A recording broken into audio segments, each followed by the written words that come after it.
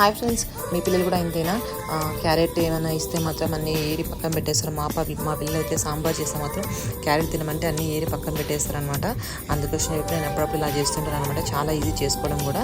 ఏం లేదు, మనం క్యారెట్ని ఫస్ట్ పీలప్ చేసేసుకొని దాన్ని అంతా పెద్ద పెద్ద ముక్కలుగా కట్ చేసుకొని ఒక 15 క్యాష్యూస్ వేసి మనం అందులోకి ఒక 5-6 యాలకులు వేసేసి మనం ఒక 2 గ్లాసులు వాటర్ పోసేసి ఒక 3-4 విజిల్ పెట్టామనుకో కొంచెం మెత్తగా మెదిగిపోతుంది.